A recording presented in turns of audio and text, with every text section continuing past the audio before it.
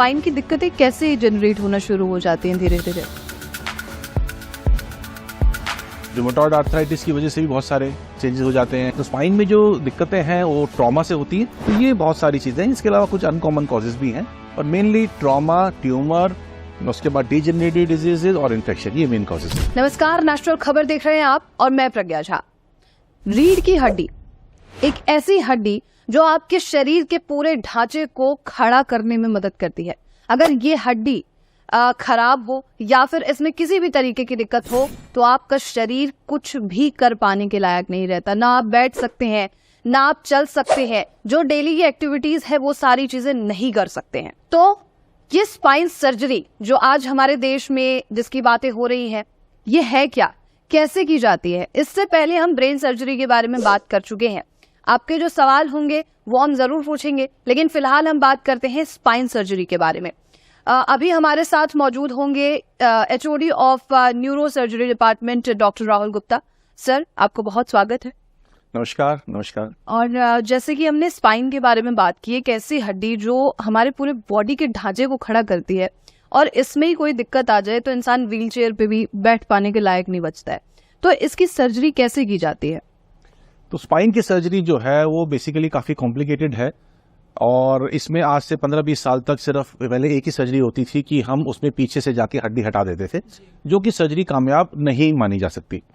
आजकल जो latest gadgets आए हैं इन्वेस्टिगेशंस के, जैसे कि MRI, CT स्कैन, एक्सरेज, और उनमें भी नए नए तरीके के एडवांसमेंट्स, जिससे कि हमारे को सर्जरी से पहले सारा पता चल जाता है कि स्पाइन में क्या चल रहा है और किस चीज को कैसे हमें ट्रीट करना है, ठीक करना है।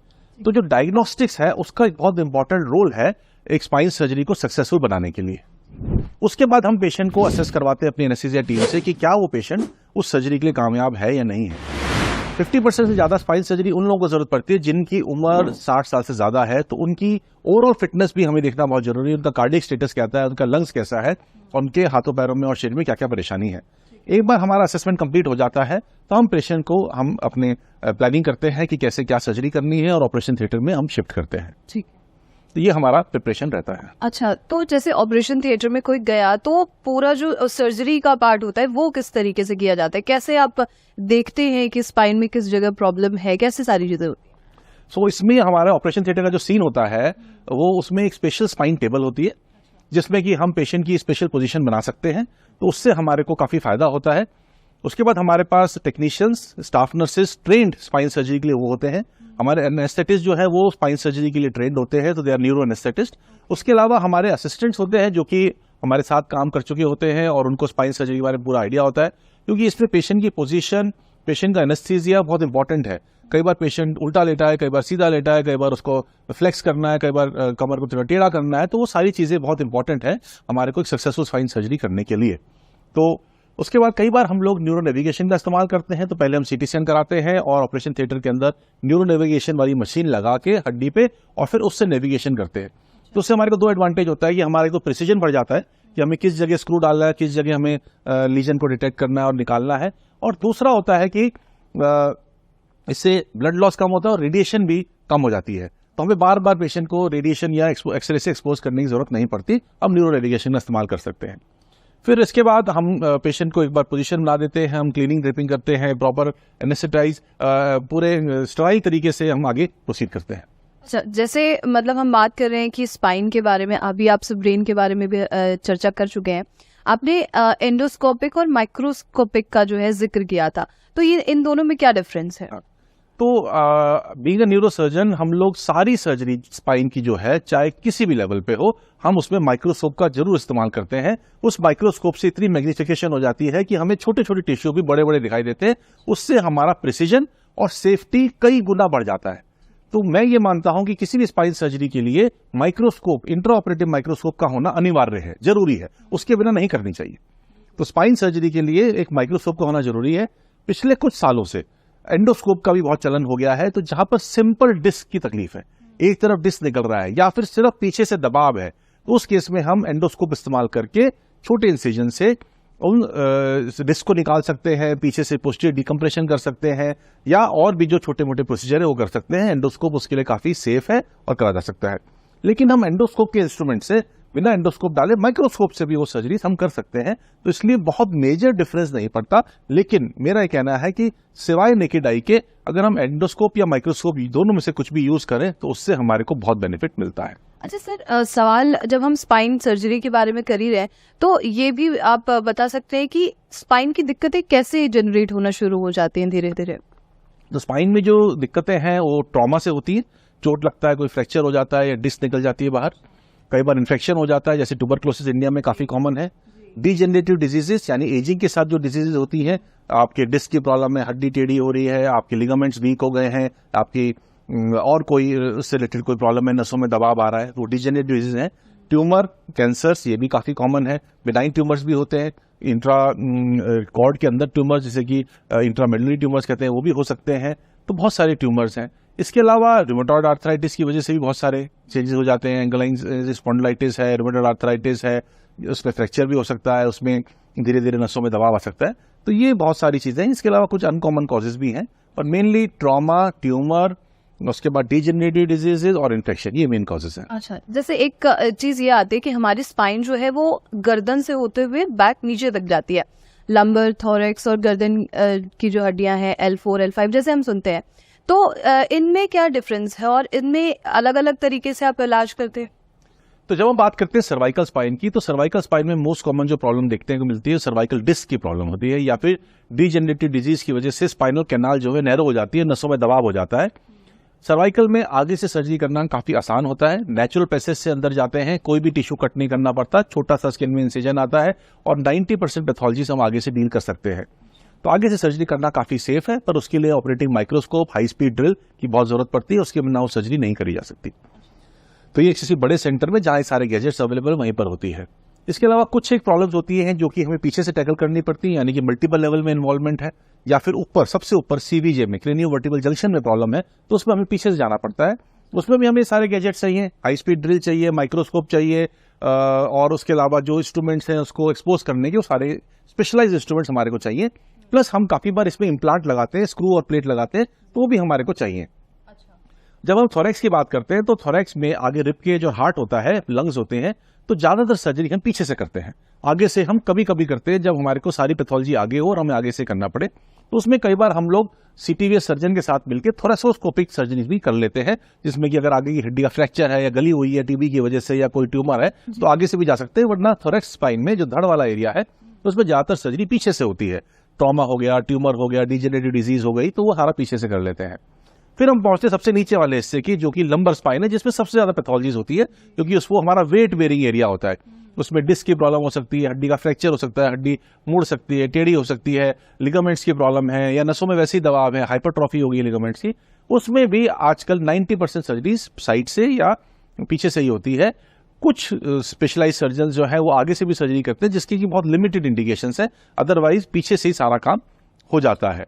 तो सर्वाइकल में आगे वाला प्रेफरेबल है, थोरैक्स और लंबर में पीछे से सर्जरी ज्यादा कॉमनली करी जाती है। अच्छा, अब जैसे हमने थोरैक्स और सर्वाइकल की बात की, कुछ डैमेज पार्ट भी हो, ऐसा चांसेस होते हैं कि कोई पार्ट डैमेज हो जाए? तो जब हम सर्जरी की बात करते हैं तो सर्जरी हम क्या क्या करते हैं, तो जैसे हमारा स्पाइन एक शिकंजे की तरह है जिसके अंदर स्पाइनल कॉर्ड और स्पाइनल नर्व्स प्रिजर्व्ड है, और जो प्रॉब्लम्स होती हैं ज्यादातर वो ये होती है कि स्पाइनल कॉर्ड या स्पाइनल नर्व्स में कंप्रेशन या दबाव हो रहा है। तो अगर वो दबाव हो रहा है या वहां पर कोई ट्यूमर है तो हमें इसे निकालना है, तो हमें उसके अंदर जाना पड़ेगा। तो पीछे से जाके हम थोड़ी सी हड्डी हटा के अंदर जा सकते हैं। कई बार हमें मल्टीपल लेवल इन्वॉल्वमेंट है तो ज्यादा हड्डी भी हटानी पड़ती है, ताकि हम नर्व्स और स्पाइनल कॉर्ड को एक्सपोज कर सके, उनके ऊपर से दबाव हटा सके। एक बार हम दबाव हटा देते हैं तो उसके बाद हम चेक करते हैं कि वहां पर इंस्टेबिलिटी कितनी है, क्या वो हिस्सा पहले से कमजोर हो गया है। अगर वो ओल्ड पेशेंट है या फिर उसकी हड्डियां कमजोर है तो उस केस में वह इंस्टेबिलिटी हो जाती है, तो हम उसको सप्लीमेंट करते हैं स्क्रूज से। तो हम लंबर वर्टिब्रे में या डॉर्सल वर्टिब्रे में स्क्रू लगा देते हैं और साथ में उसको रॉड से कनेक्ट कर देते हैं, ताकि वहां पर स्ट्रेंथ आ जाए। कई बार अगर हड्डी बहुत ज्यादा गली हुई है तो हम उसमें केज भी लगा देते हैं सपोर्ट के लिए, ताकि वो उसके अंदर से हड्डी ग्रो कर जाए और स्टेबिलिटी आ जाए, ताकि पेशेंट को हम जल्द से जल्द मोबिलाइज कर सके, चला सके, एम्बुलेट कर सके। ऐसी सर्वाइकल में अगर होता है तो सर्वाइकल में भी हम केज और प्लेट का और स्क्रूज का इस्तेमाल करते हैं, ताकि हम स्टेबिलाइज कर सके और पेशेंट को जल्द से जल्द चला सके। कई बार हम पेशेंट्स को सर्वाइकल कॉलर या थोरेसिक ब्रेस या लंबर बेल्ट का इस्तेमाल करने के लिए भी बोलते हैं, ताकि उस हिस्से में जहां हमने ऑपरेट किया है वो स्टेबल रहे और कुछ दिनों में नेचुरल प्रोसेस से स्ट्रेंथ आ जाती है, हड्डी ग्रो कर जाती है, लिगामेंट्स मसल्स में पावर आ जाती है, जिससे कि बिना उस सपोर्ट के पेशेंट आराम से चल पड़ता है। पर इसमें एक चीज इंपॉर्टेंट होती है कि हम चाहते हैं पेशेंट हमारे पास वो आए जिनके डेफिसिट्स मेजर ना हो। एक बार नर्व्स डैमेज हो गई, स्पाइनल कॉर्ड में डैमेज हो गया, इंजरी हो गई, तो रिकवरी इतनी अच्छी नहीं होती है। तो मेरी सलाह है कि पेशेंट्स उस टाइम पे आए जब ऑलरेडी उनको अर्ली सिम्टम्स है और मेजर डैमेज नहीं हुआ है। तो मतलब सर्जरी के दौरान भी किसी डैमेज का कोई चांस होता है ऐसा? जी हाँ, स्पाइनल कॉर्ड एक तरफ हड्डी है और हड्डी के नीचे बहुत ही नाजुक स्पाइनल कॉर्ड है और बहुत ही नाजुक स्पाइनल नर्व्स हैं। अगर सर्जरी मैग्नीफिकेशन में नहीं होगी, अगर हम उन टिश्यूज को नहीं आइडेंटिफाई कर पाएंगे, तो ड्यूरिंग द सर्जरी जब हम अपने इंस्ट्रूमेंट्स को यूज करते हैं तो उसमें इंजरी होने का रिस्क है। तो उस इंजरी को प्रिवेंट करने के लिए ही हम स्पेशल गैजेट्स का इस्तेमाल करते हैं, सेफ्टी का इस्तेमाल करते हैं, मैग्नीफिकेशन का माइक्रोस्कोप द्वारा इस्तेमाल करते हैं, ताकि हम किसी हिस्से को डैमेज ना करें। 99% कोई डैमेज नहीं होता है, पर 1% एक्सीडेंट का रिस्क हमेशा रहता है। अगर आप बहुत केयरफुल हैं तो आपका डैमेज नहीं होगा। कई बार केयरफुल नहीं होने से डैमेज हो जाता है, कई बार किस्मत गड़बड़ हो तो डैमेज हो जाता है। तो यूजली ऐसी प्रॉब्लम्स नहीं होती है, लेकिन थोड़ा बहुत तो भगवान के हाथ में होती है चीज। हम लोग हर एक चीज में नहीं 100% गारंटी ले सकते। बस आखिरी सवाल मेरा और होगा आपसे सर कि जैसे आपने सर्जरी की और इसके बाद आप कैसे इंश्योर करते हैं कि आपका ऑपरेशन जो है वो सक्सेसफुल रहा है? सेफ्टी मेजर्स क्या होते हैं जो आप देखते हैं? सर्जरी के बाद हम पेशेंट को एहतियात करने के लिए बोलते हैं, जैसे कि कोई चोट नहीं लगनी चाहिए, झटका नहीं लगना चाहिए, गिरने नहीं चाहिए। गर्दन की सर्जरी करिए तो कम से कम 1-1.25 महीने तक कॉलर पहन के रहें। अगर थोरेक्स की सर्जरी हुई तो थोड़े दिन बेड रेस्ट करके फिर धीरे धीरे सपोर्ट के साथ चलें। अगर कोई डेफिसिट्स है तो हम फिजियोथेरेपी करवाने के लिए बोलते हैं, ताकि फिजियोथेरेपी से उनकी मसल्स पावर इंप्रूव हो, उनकी नर्व्स इंप्रूव हो। उसके अलावा अगर मल्टीपल लेवल में डिजीज है तो हम एक लेवल को ट्रीट करके दूसरे लेवल पे कुछ टाइम वेट करके सर्जरी कराने की सलाह देते हैं। और जो हमने इम्प्लांट लगाया है वो इम्प्लांट का काम मेनली 3-4 महीने का होता है, स्क्रू प्लेट का रोल। बाकी बाद में धीरे धीरे हड्डी ग्रो कर जाती है।